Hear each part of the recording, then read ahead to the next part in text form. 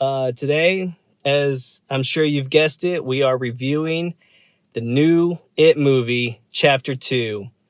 It ends. So, like with anything, there are spoilers ahead. So listen at your own discretion. If you don't want to know it yet, stop the video right now. Come back and watch it later. Because yeah, let's just dive in. So, we got the book version right here. You can see on my shirt, we got the 90s version. I will say that this has been a really cool rendition. I love Chapter 1. It was huge. It was very successful. Things about it, it's just like they changed wherever the book takes place as kids in the 50s and then adults in the 80s. The 90s version copied that. This new version didn't do that. The kid version actually takes place in the 90s or in the 80s. I think it's like 89. And then the adult version takes place in 2016, technically. So it's really cool. There's some even other cool little facts or whatever, like, from the 1990s movie, Chapter 1 came out in 2017. That was exactly 27 years later. Chapter 2 is released on September 6th, 2019. And if you literally add all those numbers, 9 plus 6 plus 2 plus 0 plus 1 plus 9, that equals 27 for the 27 years later. There's just a lot of stuff that goes with this movie that makes it really cool. But this is all hype. Let's get into the review. Because there's some things I loved about the movie. There's some things I didn't like about the movie. And there's an ongoing joke with this movie. Just even the story alone, like it's kind of got this like, oh, I love the book, hate the ending. And just to kind of everybody says that. And if you read the book and you saw the 1990s version, Pennywise's incarnation is his true form actually is a giant spider. And so it's kind of like a little bit cheesy and that kind of stuff. It's like, really, this big, like evil clown is his true form's a spider. And, it's kind of like whatever. And so it's kind of always had this reputation of like, oh, the ending just sucks or whatever. And what's really funny is, they play into that in this movie. With Bill Denbrough and that kind of stuff. It's really cool. Even there's a couple cameos that I loved happened. Which, not saying it, but might be this guy right here is in it. And so it just kind of makes you feel good that he reassures, like, he doesn't mind you talking about the ending of his book that way and that kind of stuff. So it's kind of funny. Like, so you knew you're going to just even watch this movie that the ending wasn't going to be the way the book was or the 1990s was. But before we even get to that, the casting that they got together, holy cow, what an incredible cast. I thought everybody did an incredible job. Some of the guys I don't even know that well and that kind of stuff, but everybody came off very believable. Bill Hader, who I don't think has ever done a horror movie before, was very impressive. James McAvoy, obviously, is a great actor, and Jessica Chastain is a great actress. And obviously Bill Skarsgård coming back as Pennywise is, his Pennywise is going to be one to remember. Like, he's done a phenomenal job with the character, and he made it his own, and it reflects it very confidently, and it will definitely go down as a creepy monster in the horror franchises forever. So with this movie, the casting they got was great, and the whole like bringing everybody back together. The thing that I didn't fully like about the movie though was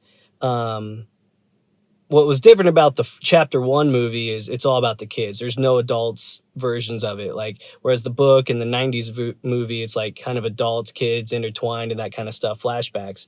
Now, I'm sure they kind of filmed Chapter 1 kind of like, okay, let's see how Chapter 1 does, see if we do Chapter 2, blah, blah, kind of stuff, or they just have the casting done or anything like that. I don't fully know.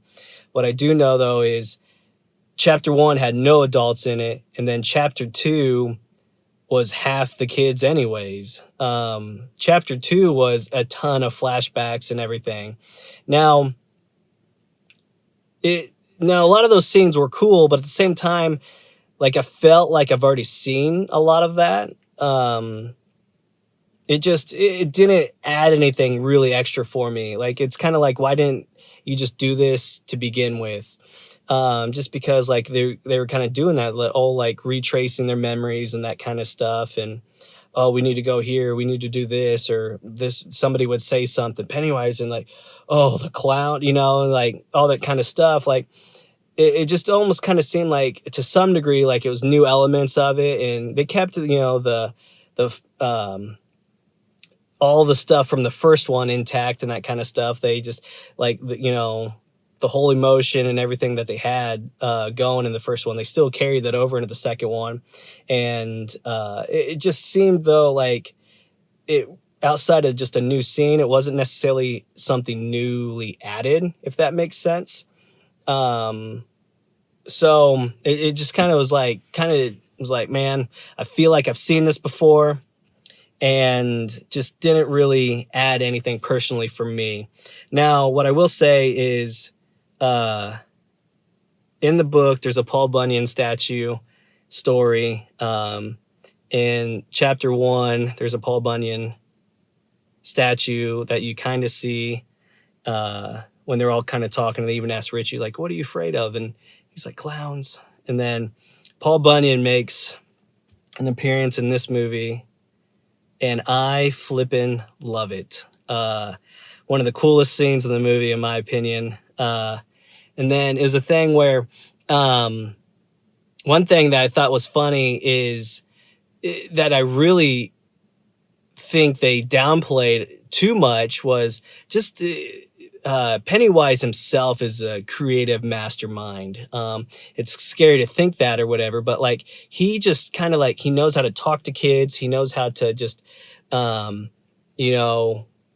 manipulate people into whatever he wants them to do and that kind of stuff. And let's take Georgie, for example. That's a huge moment. He's able to convince this kid to stick his hand into, a sewer, basically. And let's just say there's a scene in the second movie that's similar. And it's just how creepy and evil Pennywise is. I really loved this scene in the movie, and because it really shows you who he is and what he's capable of doing. Now, one thing that kind of going through, the one of the biggest things I struggled with, and we're not talking about the ending yet, though, that I feel like they changed, but for me, it didn't benefit the movie. It actually, for me personally, didn't make a whole lot of sense, was they took the lead control. Like, Bill Denbrough is the leader of the pack, the whole first movie. He's the leader. The second movie, chapter 2, Bill is not the leader of the pack. It ends up being Mike. Now, to some degree, people can say, well, of course it's going to be Mike. He stayed there. He remembers everything. Why would it be somebody who halfway remembers and that kind of stuff? I will get that. I understand that argument, but just from, still from a leader aspect, and that's why Mike does in the movie, like, try and like, okay, well, all I got to do is convince Bill. He's going to, if he's on board, everybody else will be. So there's some of that happens, but still at the end of the day, it's not really Bill leading it. It's just Bill leading Mike's plan. And so really it's just Mike trying to, con Bill into just, hey, you got to come do this, blah, blah, blah, blah. And then, well, this is the plan here. Let me show you, and that kind of stuff. And Bill's like, okay, yeah. All right, everybody, let's do this. So for me, that lost a lot of it, just because of how strong his character was in the first one, and then how much of a pawn he just kind of turned into in the second one. It was a little discouraging for me personally. I liked the story of the book and the 90s version better, and even chapter 1, just like having Bill be that centerfold. What I will say is I liked that Mike was in this one. In the book and in the 1990s movie, Henry Bowers comes and attacks Mike, and he ends up spending the whole rest of the film or book in the hospital. So I love that I actually got to enjoy a second half of this film with Mike in it. So that was a cool little new twist that I really enjoyed, and kind of came off really well how they did the story and that kind of stuff. Like, it wasn't far-fetched or anything like that. It was believable. So they did change up a little bit of stuff with Henry Bowers, but it was way more believable in this than the story or the 90s version. The 90s version actually copies the book pretty close on the Henry Bowers storyline, outside of how Henry dies and that kind of stuff. And we don't need to go into that on chapter 2. But overall, I liked what they did with Henry Bowers. I liked what they did with Mike and keeping him in the movie, at least this time. And then going into the ending of this book, or this movie, chapter 2, I'm going to have to see it again for sure. Because you knew going into it, it wasn't going to be what the book or not. We knew it wasn't going to be something you've seen before. Now, they did do their kind of incarnation of a spider and that kind of stuff, and I was fine with that. But at the same time, then all of a sudden, like, they realized they just couldn't beat him. And even though you spent half this movie already doing like these like flashbacks, like, and receiving, like, they're on certain missions to go pick up things and stuff. And technically they're called tokens. And there's a moment though where when they're fighting it at the end, where they get separated again and all go into a childhood memory all over again. And that's why I'm saying, like, I felt like this movie was just as many flashbacks and kids as it was adults, and of important stuff, and I just wish I got to see a little bit more adults doing stuff, adult time, and or they should have just combined 1 and 2 all the way through. And which I do know there's going to be a director's cut that has it all chopped up in correct sequence. So I'm really excited for when that comes out. If it comes to theaters, I will definitely go see it. I don't know if it will, because I'm sure that'll be a very long movie.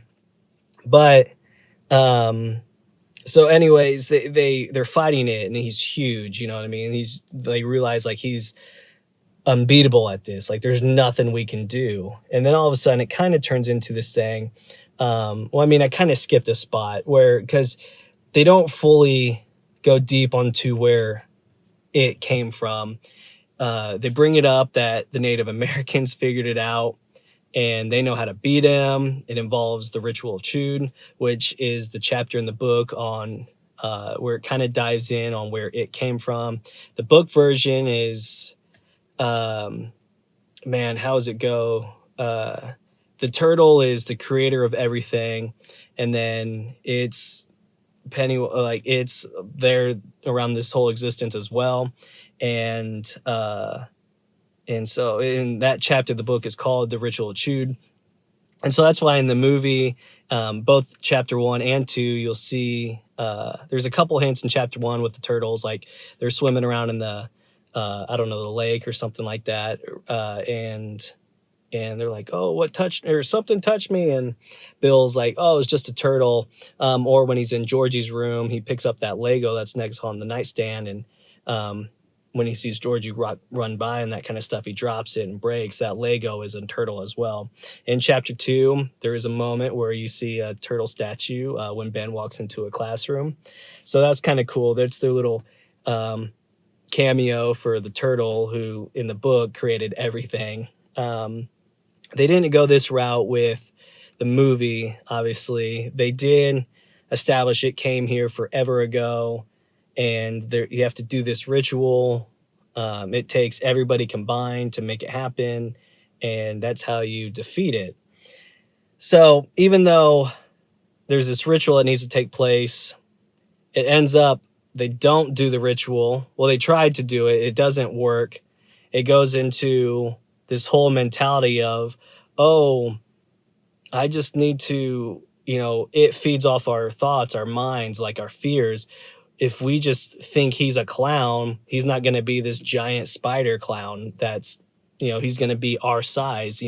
We can make him tiny, we can make him small. And so they start fighting back on a mental war, like, oh, you're just a clown, and all this kind of stuff. And so it starts shrinking, and then to the point where he's almost infant size. And then Mike rips out his heart, and then they all kind of go together and they all just squeeze the heart, and then it, almost kind of decays. Like when Thanos snapped his finger, he decays and then just kind of fades off or whatever. Kind of like in the end of chapter 2 when he's holding on to that like well tunnel kind of thing and whatever. And he's like, fear. And then, as his head and all that kind of stuff's crumbling apart. Now, so with all that being said, it's a lot different than what the book was and what the 90s version was. I don't know if it really made any more sense than what the prior knowledge was before. Because even at that, it's just like, yeah, the Native Americans kind of knew some information about it, but they're also like, yeah, and he's been here for 2 billion years, and even it's common. He's like, I'm the eater of worlds, and it's kind of like, if you've been here for 2 billion years, how many worlds have you eaten, And so I don't know. There's still just so much gray in the ending of that movie on its origin and that kind of stuff, which is fine. It's almost just, I rather they didn't even touch it opposed to just kind of like bump into some of it, if that makes sense. I like that they tried to do something different, and their approach on it was pretty good. Him kind of turning into a baby though and just ripping out the heart was a little bit of a letdown for me personally. But it is what it is. Andy Muschietti did a phenomenal job with this movie. Both these chapter 1 and chapter 2. It's a great series. Easily rate this movie. I say easily. It's actually not easily. Like initially, at first I was kind of probably like 3.5, but the more I think about it, I'm probably going to lean towards 4. Going to give it a 4 out of 5, just because it was new, fresh take on it. Yeah, they changed some things for better or worse. There's a lot of things on there that didn't fully make much sense or, wasn't necessarily beneficial, but there was a lot of cool moments in it to where I enjoyed it a ton. I don't remember how long the movie was. It's definitely over 2 hours though, probably 2.5, and didn't feel long at all. Just out of some of those reasons, and then I wish there was more Pennywise in this movie, since it was a lot about the adults and the flashbacks and that kind of stuff. You only got moments with Pennywise, and it wasn't necessarily like the interaction part. It was more just like the feared part of Pennywise. And so I wish I would have got to interact with him a little bit more and stuff, opposed to just like the little funny moments like kiss me fat boy, and just I love those moments or whatever, but it was just really good to have like those Georgie moments and just really big interactive moments, opposed to just him appearing, doing his thing, and then it being over with. And I think that's probably why, outside of the bleacher moment and the Paul Bunyan, those were my 2 favorite scenes of the movie. And so solid 4 out of 5. I don't foresee them making a third movie. If they do anything, it's going to be some side story about Pennywise before everything. Which if they did that, I feel like I'd be fine with it. I hope they don't touch chapter 1 and chapter 2. I think it's a very solid movie collection that they've made. It tells a good story. And And I think if they did anything after this or whatever, it would just kind of ruin what the foundation that they've already built. So if you're gonna see it, I recommend it highly. If you're thinking about seeing it, I would recommend seeing it. If you thought the first one was scary, this one is right there with it. I feel like the first one is probably a little bit more creepier. This one has more jump scenes. There's definitely some creep moments in this too, where it's kind of like, whoa, you know, like a little bit on the edge or whatever. But I feel like there was way more on your edge of the seats in the first movie. So that's kind of my review of this movie, things I liked and didn't like. I hope you enjoyed, and if you did, let me know what your comments are in the movie in the comments below, or, you know, let me know your thoughts and that kind of stuff. And give me your rating, what it was. Did you like this better than chapter 1? Did you hate this movie? You know, let me know what you thought about it and that kind of stuff. Or even if you disagree with my comments. I mean, that's the beautiful thing about opinions is, you know, my movie preference might be a little bit different than yours. So let me know what you think in the comments below. Hit the like button, subscribe for more of these, because I'm planning to do these pretty regularly.